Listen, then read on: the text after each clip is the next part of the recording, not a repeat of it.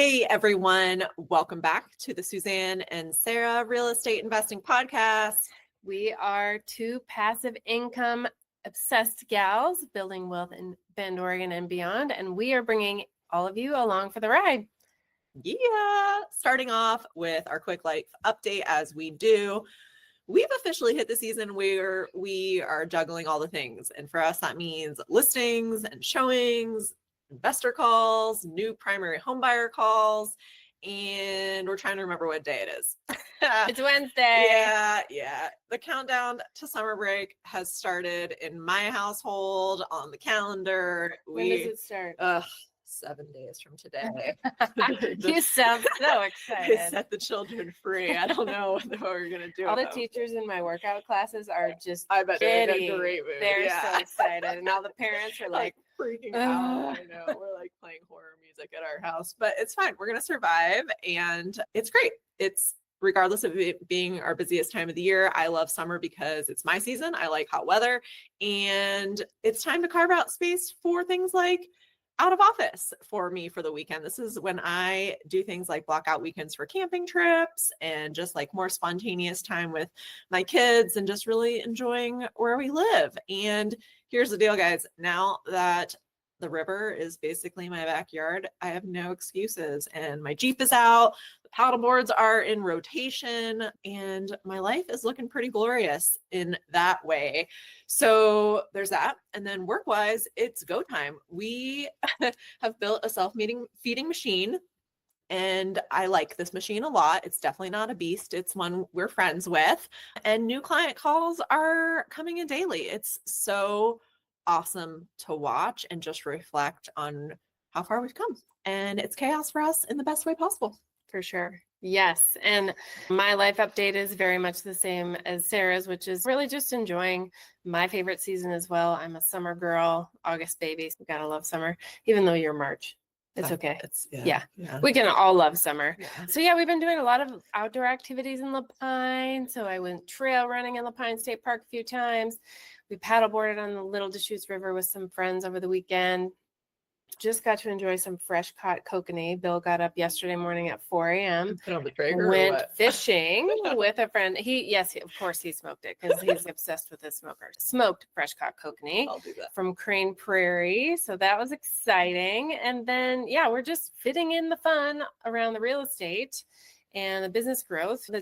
And it's just so important for us both to keep that balance in our lives. And it's about setting boundaries. It's about leaning on each other and other team members and folks in our community to help us out.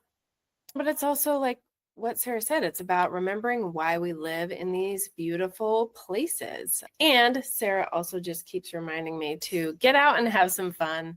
Since we are grinding hard these days when we're in the office Tuesday, Wednesday, Thursday, like we go at it from 8:30 sometimes till 5 in the office, you guys. I know if you're listening, you're like 8:30 to 5, like whatever. But yeah, we're on our phones starting at, 6 until sometimes 9 at night. So it's a very full day just because we're in the office for 8-ish hours. Doesn't mean we're not working outside of those hours. So yeah, fun times and business building and expansion. So we're like adding stuff on top of existing stuff and making even more funds and growth. All right. In our market and business update section today, I will say we started the day with our TC talking about what we have going on, and we have him working on drafting 4 offers for us today. And if that's any indication of where the market is at and how busy we are, we'll take it. We are going to make hay while that sun is shining, and says the former farmer. It's carried through with this industry too. In the past 2 weeks, we have toured, I think, more homes than we ever have with clients. I think we closed 3 sides of 2 deals. It was just 2 deals in the past 2 weeks that we closed. 4 sides. Oh. Buyer, seller. Copy that. Okay. Yeah.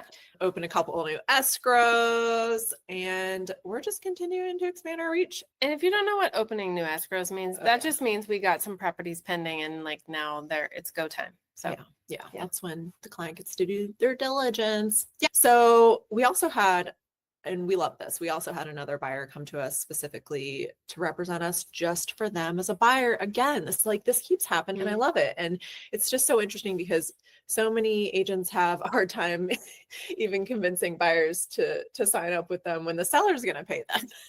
So we've got people coming to us wanting to pay us our full fee just to help them with creative deals. And that's great. So for us, bottom line right now, referrals and our reputation are fueling our fire. And that comes in the combination of past clients, our industry partners, and out of area agents, people who just know us and follow us, and people who we've helped before. And remember that. And then, of course, people from our sphere and our past lives. Keep bringing people under our world as well. And we're just getting out. We've got a pretty good reputation and we're grateful. And we will keep the doors open for it to keep on coming. Oh, yeah.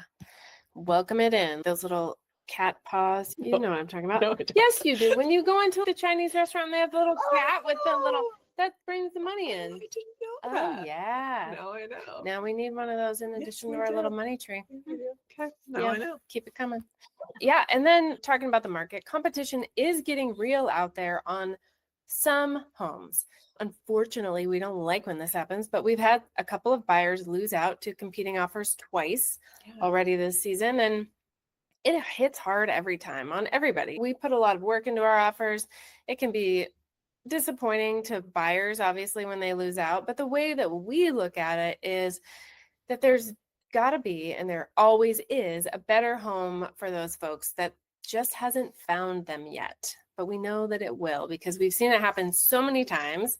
And even the ones that our buyers feel like got away become long forgotten once they find the true right one that they just had to wait for. And it is all about timing. That's how we approach it and advise our clients to do the same. It can be hard when you're like doing it for the first time and you're just like, what? No, that was the one. We're here to tell you that there's more out there. Yeah. So competition is getting hot in some places, but not everywhere. And it depends on the price point. So those are definitely, one was over $1 million and one was like right around 450, 460. So really does depend on the price point, but also just the situation and location. Yeah, those were two very unique properties. One, like Suzanne said, was in the mid 400s. That one had just had a significant price decrease. Our buyers escalated and didn't escalate quite enough. And then same thing with the other house. What was interesting about that one is that was just on the market for, I don't know, a couple of weeks, and there weren't any other buyers, and our buyers did drag their feet a little, getting their offer submitted. And that unfortunately affected it in a not positive way. And we also, with that one, didn't escalate high enough. And I would say that what I learned from both of these experiences, that we have not been seeing over asking offer prices for quite a while in our market. And when they have been, it hasn't been significant. And what I've learned from these past couple backup offer positions is that I think we might need to be getting a little bit more aggressive with our escalation caps. Yeah. And just remind, and not just us, but like also our buyers in their minds. Sure. And remind them that they'll always be protected by their appraisal, unless of course they waive that too. But yeah, protected meaning you won't overpay as long as the appraisal comes in at the price that you have landed at on your escalation. Yeah. So it's interesting. It's like a mixed bag right now, where some places are just sitting and other places are going fast. But anyways, on to other news, we are gearing up for our Primo onboarding session with our first 2 students. So we're finalizing curriculum and gathering some really compelling deals for them to invest in with some pretty amazing returns. So that's super exciting. And yeah, we're connecting folks to people who are doing good deals all across the country who are looking for private money funds. So there's opportunity on all sides, and it's exciting. We're excited, and we'll have lots more to share on this, on Primo, and the build out and how it's going in coming episodes. That'll be another beast of a business before we know it. Oh yeah, for sure. So our topic of the week, we think the main thread of our past couple weeks has to do with how we've built our business in it being powered by referrals. And it really is just this beautiful self-generating model that when I got into real estate, I understood the concept, but it's A referral-based business. Referral-based business and a self-feeding business and Mhm. self-perpetuating business. But it's been so fun to just live and relish in it. So it's not only is it good for our business, but it's also really good for my ego. It's just a really high compliment. Like, it means a lot to us, especially when it comes from past clients, because that tells us that they had a really good experience with us. It's funny, like sometimes you just don't even know what a good experience they have until like they've conveyed it to the next person. And then you really get a sense of what their experience was like. Not only is it a compliment, but it's also developed into a strategy for us. So when someone sends us a friend or a client or a coworker or their mom, like, it's because they trust us to deliver. So not only are we showing up and doing our job, it's a full circle thing. And it's like an investment. It's like when you put your money into an account with compounding interest, that's how the referral-based business works, right? Yes. Yeah. And essentially, we said we're writing 4 offers. 3 are for one client, which is super awesome. But like nearly all of our active clients right now, minus the one dude that just randomly walked into our office yesterday, are all from referrals. So it's just so fun, like Sarah said, to hear from the person who was referred to us and how great the referring client thought we were. We've got so many people, like buyers, sellers, and even so our lender partners and other agents in different parts of the state and even the country that are bringing people to us. So it just feels really good. And it's like, you never know what's going to pop into your like email or into your texts or your voicemails every day, because people are coming in from the woodwork, and it feels really good. Like you said, it's good for the ego. Yeah. And I think for us, it's because we continue to show up, continue to have our consistency and our discipline, and we're not perfect by any means. And we admit that. We like come to things in a humble way, and like we know some things, but we don't know everything, and we're real. We actually care. And I think that translates for people, and people remember that, and that's what gets shared. And we continue to lead with value, right? And authenticity, and at least try and show people what we offer, and then it's up to them. Yeah. Yeah. So our business is growing without as much grind, right? Like, we're in it and we're building it and we're sustaining it, but like, we don't have to chase it anymore. Yeah. Real fun. That feels good. For sure. So now we're moving on to our client and industry PSA. Take it away, Sarah. We had something come up recently that is a great reminder for anyone that's just starting their home search, especially if you are using Zillow to fuel your home search. I get it. I use Zillow too. It's a super easy platform to navigate. But something that happened this week is a past client referred us to a friend who was excited to start the home search process. Before we were connected, he had already reached out and connected to a Zillow agent on Zillow who showed him a home that they were interested in. And then his friend introduced us. So I called, I had the conversation with him. He wanted to tell me about what had happened. And it was clear he wanted guidance and some strategy and someone in his corner, but he had already clicked the tour with the other agent. So like, ethically for me, I can't step on that person's toes with something that they've already started, regardless of the fact that agent didn't ask them to sign a buyer's representation agreement. I still need to hold that boundary and show respect for that other professional, right? So they showed up with this other agent. All they did really was open the door for him. They didn't give him advice. They didn't talk to him about their big picture thinking. They just said, here's the house. So that is common, but it's important to understand the difference between working with a Zillow agent who's touring for you. And the equivalent to that, I think a good analogy is like when you're working with a Zillow agent, you're working with like DoorDash, right? You just pick up the item and they deliver it, right? There's no questions asked. They just drop it at your door. It's quick, it's transactional. Click the button, they show up. Yeah, it's surface level. Totally transactional. Yes. And when you work with somebody who is maybe a referral or someone maybe you do a little bit of research on first, or your friend connects you and says, I had a really great experience with this person. You like give them a try, talk to them. That's more like having a private chef, right? They ask you about your taste, your goals, your budget.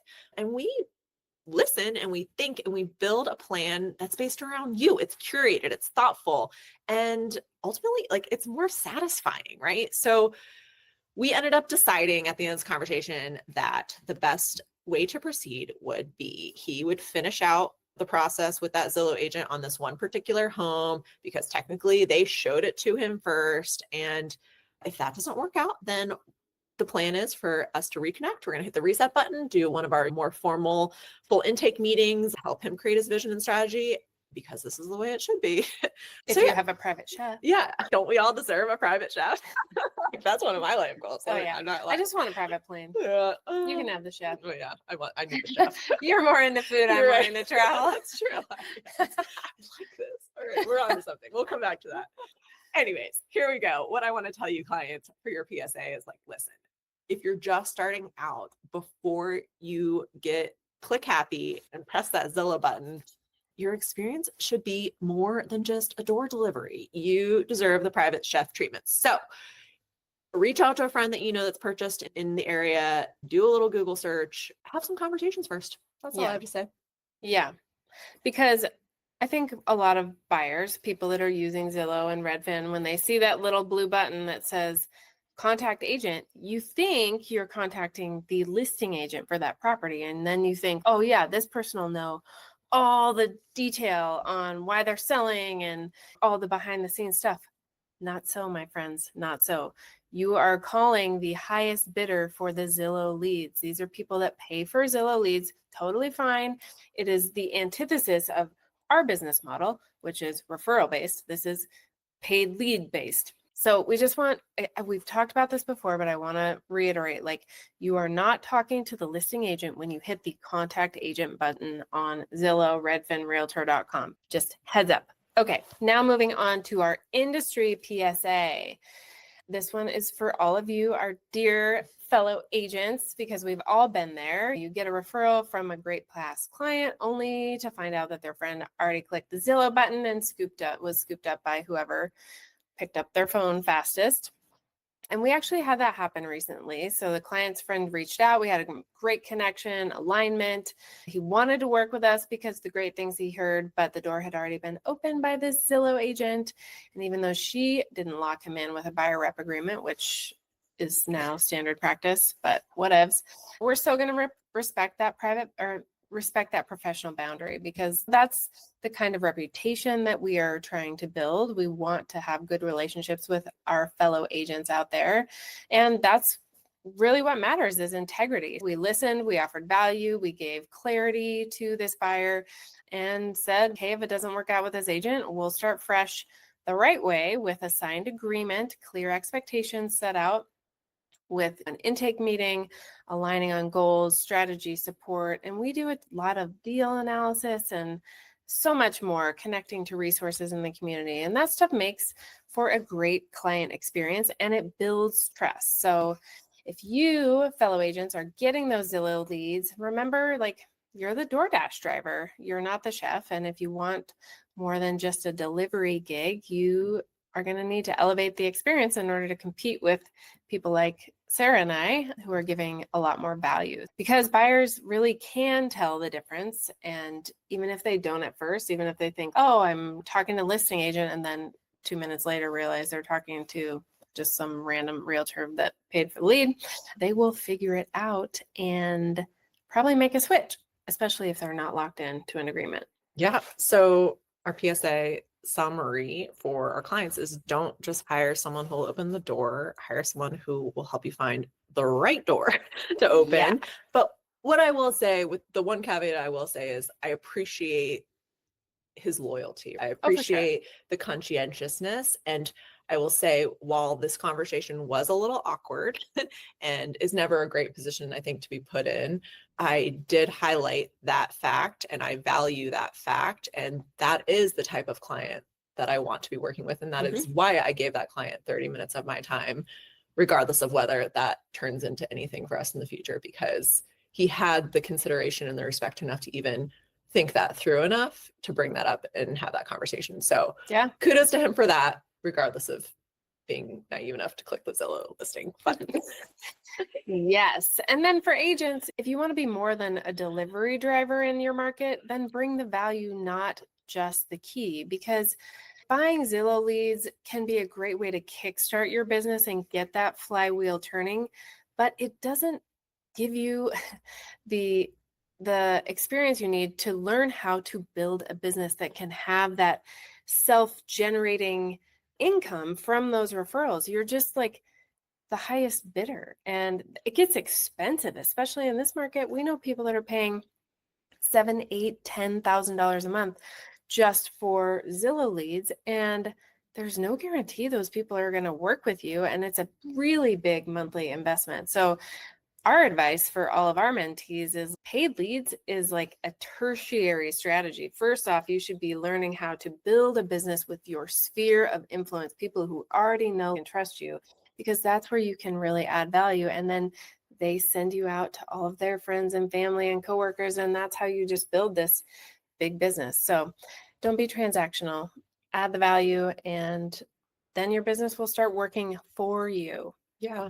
Last thing I want to say about that too is just like ultimately what keeps us in this, or at least I think the good ones in it for the long run, and like where we really find our fulfillment in this is the fact that these are like true and meaningful relationships. Mhm. Right? So like how when it's just someone random who's clicking the button like this, I think it's just a lot less likelihood to build those meaningful and lasting relationships, or could take longer. But yes, but we are also in a culture of instant gratification. yeah. Someone's not picking up their phone fast enough or whatever. But yeah. Remember, you get what you pay for. That's we right. keep having, I know. keep having this discussion. Yes. All right, let's move on to our highs and lows of the week, Sarah. Yeah. So Suzanne's gonna love this one, or maybe she won't. I don't know. I do. I have finally figured out. I shouldn't say finally figured out. I have finally decided to utilize the do not disturb function on my phone that turns on at 6:30 at night and turns off at 6:30 in the morning, and it's glorious. Like, it is a really amazing tool. Like, I love that you're just discovering this. that turns on automatically. Okay, so listen, like, it's really wild how simple it can be, okay, and make such a big impact. It's been a game changer because like it's all still coming in, but it's not like in my face. I don't see that there's notices on my, like, I don't see that there's messages. I don't see that there's emails. Like, I can just pretend like it doesn't exist. And I only check it like when I want to then, or like when I do it intentionally. It's made my evenings so much more enjoyable is what I'll say. We're always striving for this like work-life balance, and it's not perfect, it's far from it, but it really is so much easier when you genuinely love what you do, and when we've intentionally built this life and this business around growth and freedom and the ability to be present. But like, we have to show up and be accountable to ourselves for that too. Yes. And like, do not disturb function that's pretty key. I don't know. It's pretty good. I've got that 12 hours, the DND mode. It's given me some more space to just be like with my family, with my kids. And in those precious like post dinner and post chaos moments, I don't know. It's just something I want to keep protecting and try and keep up. So what motivated you to start doing this? That's I don't really remember it. I like did it like a week ago. I was just like, I'm just going to try this and see what happens. I think I've always been too afraid to, like, I'm going to miss something that's too urgent. But I'm like, listen, at 6:30, I think it can wait until the next day. For sure. Yeah. I think I'm good. Yeah. So unlike some of our clients, we're not here to save lives. Yeah, that's been my high for the week. I love that. Let's keep that going. Yeah, keep checking in on that for me, please. Yes. And the cry I'm going to talk about is about boundaries, because I was just on the phone yesterday with a former Adidas colleague, and he is like audibly miserable in his job, like soul crushing.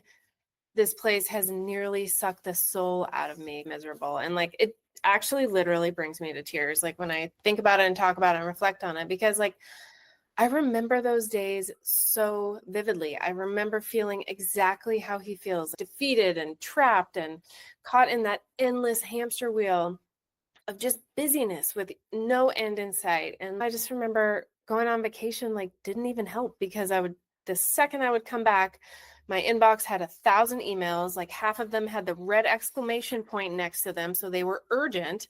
And it was just like I never left. And it was just like, I remember feeling like the tightness in my chest and just like, packed calendar, meetings you don't want to go to and shouldn't really even be included in. And like, you're putting out fires left and right. And it was just like, for what? For shoes? Seriously? There's deadlines and performance reviews and corporate kudos and all these little fun little golden handcuffs that keep us there, but it never filled the hole. And just like, They're tears of gratitude Yeah. is the way I see it. Like, I really think your reflection is more like, wow, look how far I've come. Look at, and yeah, where I was, and also feeling for people who are still there. And this is a true passion of yours. Like, It is. this is something you were able to figure out for yourself.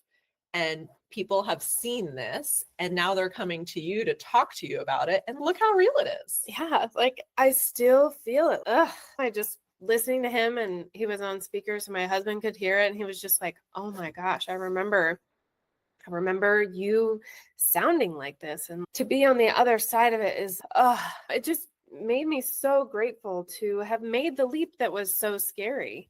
And the cool part about talking to him is he called me because he wanted to talk about real estate investing as an alternative to the corporate grind that just, like I said, never ends. And he is connected with some other folks that I connected with on a deep level at Adidas, who all of us were real estate investors, and we're building our plan B using every aspect of our W-2, our corporate job, to build up a way out of there. So that was what was really cool. He's looking for a way to build income and long-term wealth that is not just about trading his time for money. And that's why we built Kick Corporate. And Kick Corporate is like the umbrella company over our real estate business, even over Primo private money lending, over a bunch of other silos, and essentially opportunities to get out of the grind, because there is another way, and you do not have to wait for your breaking point. I'm just going to say, it sounds like everyone should be doing this all along. Proactively, right? yeah. And not at the point where you're calling somebody and you sound like you are at the end of your rope. Yeah. Right? He was just, I only have a couple weeks left in me there. And he was like, but the reality is I don't have enough saved, and I got to use my W-2 to figure out how to do this. And so anyways, yeah, sorry, I'm getting really emotional about it, but like, it's real. Yeah. Yeah. Okay. So anyways, on to the good news part of this. And yeah, this is like the first literal cry. So you get the real side of Susan and Sarah. But whether it's real estate investing, which is where he's going to start, or private money lending, where he absolutely could start, but he just wants to get his hands dirty, or getting licensed as an agent like we did, diving into one of the many real estate adjacent businesses like property management, interior design, construction, consulting, STR management. Like the list is endless. There are so many options that give you that flexibility to take off on Tuesday at noon or whatever, or pick up your kids after school or drop them off and not have to worry about the meetings and the AIS ass and seats from 8 to 5 at your corporate job. And they also not only give you flexibility, but they give you freedom and the all important passive income. It is not a fantasy. It is a strategy, and it is a total game changer. For me, having come from corporate and finally kicked corporate. So like I said, the first launch of the Kick Corporate ecosystem is our Private Money Academy, but we've got so much more coming under this holistic umbrella. And if you're burned out and you're watching your soul drip endlessly between Slack messages or Teams messages and Zoom calls, we are building this for you because we have been there. And for my friend, we connected him with a really trusted Portland area agent who is going to get him started. And the advice I gave him is the advice I will give you too. And that is use your corporate job as a tool. Drain that W-2 dry. Use your steady income to get the bank loans. Use your bonuses for down payments or rehab funds. Use your 401k, borrow against it legally with no penalty to become a private lender. Find a side project like a live-in flip to get you out of bed in the morning and give you a reason to look forward to leaving the office at 5 p.m. because that is the spirit of Kick Corporate. That is what your W-2 can do for you. You have to shift your mindset about how you think about it. Don't let it suck the life out of you. You suck the life out of that W-2. Get everything you can and get the hell out of there. That's exactly what I was going to say, Suzanne, at the very end. Like, ultimately, it is a mindset shift. Yeah. Like, it's going from a negative perspective to flipping it on its back and turning it into a positive perspective. And also just, I think a lot of people come from living inside of this box so long that they think that is the only way to do things. Yeah. And I think one thing that our industry and the types of clients and the types of deals we do have taught us is that real estate is as creative as you can possibly make it. There are so many ways to do this outside of the conventional loan process. Yes. So I would say, don't wait to get started. Like, this should be a tool that you align yourself with from the very beginning of your W-2 income career. Yeah. And his biggest regret was like, why didn't I do this 5 years ago? Start now. I was making good money. Interest rates were lower. Prices were lower, blah, blah, blah. We can all have regrets. But the thing is, like, in 5 years from now, you would wish you had started now. So just start now. And don't let yourself get caught in analysis paralysis. That was the other thing that I warned him about. Is he was like, I'm going to do some research. And I was like, all right, do some research, but get going. Do not give yourself like more reasons to procrastinate and wait and feel like your soul is being sucked. Don't hold yourself to perfection. It's just like good enough. Like, it's base your decisions on the numbers. Your first deal might not be perfect. Yeah. And that's okay, because you're just getting started. And you have the protection of your corporate income that comes in every 2 weeks. So use that cushion. Yep.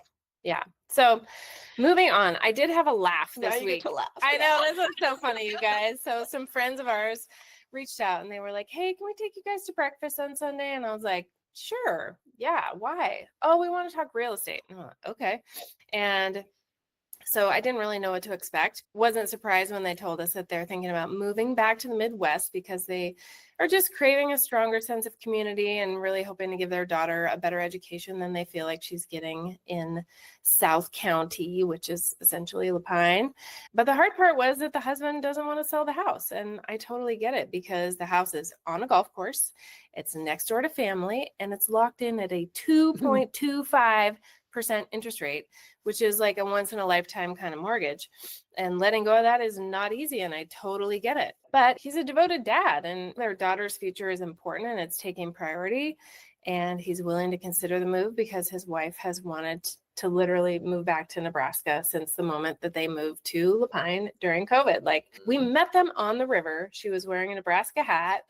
And I was like, hey, I have family in Nebraska. What's your deal? So anyways, like, she just loves the Midwest and she wants to move back. They've got this like push-pull of, they live on a golf course. They're connected into this whole ecosystem. And they invited us out to breakfast to what they thought was going to be talk selling strategy, but instead they got two seasoned investors that looked at them and said, you should absolutely not sell your house. And they were just like, what? I thought you were a realtor. I was like, I'm a realtor, second, investor first. And the reason I told them not to sell their house is, number one, that 2.25% interest rate is absolute gold. They will never see it again. That alone is a massive asset because they have a mortgage payment on a house that's probably worth $800,000 for $2,000 a month. Like, so affordable. Half of what it would be today. Oh yeah, absolutely. Or less than it. Yeah. And then secondly, like, what if the Midwest is not how they remember it? Did it change in the last 5 years since COVID? I don't know. But if they sell this house and it doesn't work out, and where are they going to move back to where they get to live on a golf course next to family in a part of a community that ultimately, like, they do enjoy? I just didn't want them to have any regrets, because that's a pretty expensive emotion that you can't, it's hard to get through. And the other part is, this house can cash flow. When you have a $2,000 a month mortgage on a brand new house on a golf course across the street from the Little Deschutes River, like, that is rare and that is worth a lot. Yeah. And when I just gave some ballpark numbers, like, I think that they'll make at least $1,200 a month in passive income on this place, thanks to their low mortgage. So they got a lot more than listing advice for their breakfast treat. And at the end of it all, we were in the parking lot and they looked at me and they were like, are you a marriage counselor? And I was like, what are you talking about? And they were like, because we both got what we wanted. Like, he doesn't have to sell the house. I get to move, and like, everybody wins here. And I was like, oh, so that was when I was really, that was the laugh part. Yes. Was like, oh, we're part marriage counselors in our lives too. And the cool part was, by the end, like, we could see their minds spinning of, oh, if we can make $1,200 on this house, and then if we can buy another one and then make some money on that one, like, they were already thinking 3, 4, 5 steps down the road and starting to think about, appreciating assets and tax write-offs and passive income stacking up into a retirement plan that they just didn't know anything about. So that was a win. And just a PSA out to all of you. Sometimes the best realtor is the one who tells you, don't sell your house. It's not the first time you've told a client that. And usually those clients come right back around. Yeah.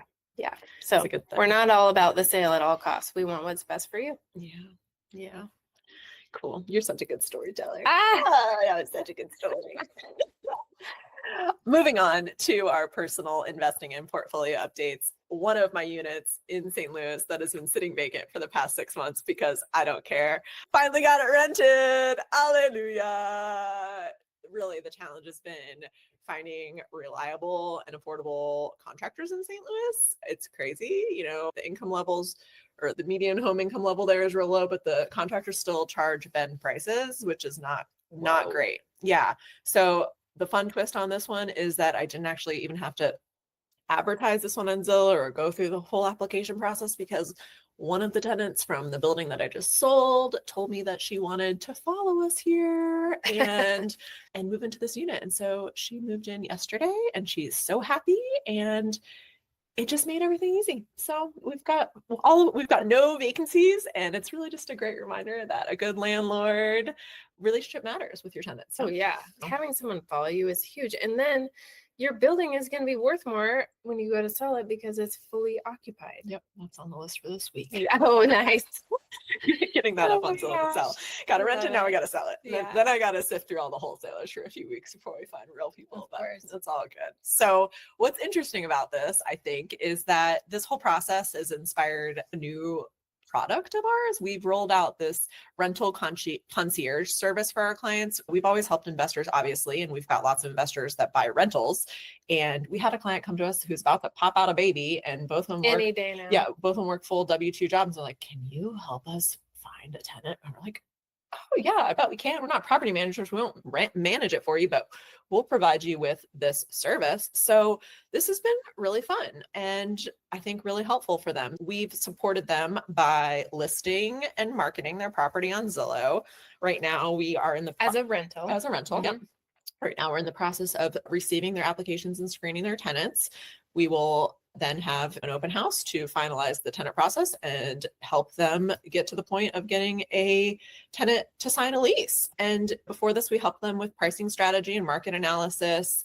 We've helped them get professional listing photography when the home is vacant, so they'll have that to use forever, because that will minimize their turnover time. When they do have a turnover, they can start advertising it when they get notice from their tenants. They don't have to wait for it to be out and clean and take new photos. That's so important. We've advised them on documentation and lease support, and that's super easy here in Oregon because we've got great attorney drafted rental forms. And then the bonus is like, we have this investor lens that we're thinking about how this decision overall impacts their long-term goals. Like we're not just coming in and performing a task, like we are helping them with the big picture in mind. So the deal here is, if you're an investor or an aspiring one and you want your rental property to perform like a pro, even if you're not using a full service property manager, like you plan to manage it yourself like these folks, like we can still help you. It's gonna cost you some money. We've got to put some hours into it, but it's a great service that we provide, and we can help you. We're really experienced in placing good tenants and going through the process, and yeah, we can help you get it dialed. So that's something else we can. And not just in Oregon. It's something we could do anywhere. Technically anywhere. You're right. Yeah. So high five for that. Just more things that we do. Oh, and in addition to more things that we do, on to my real estate portfolio updates.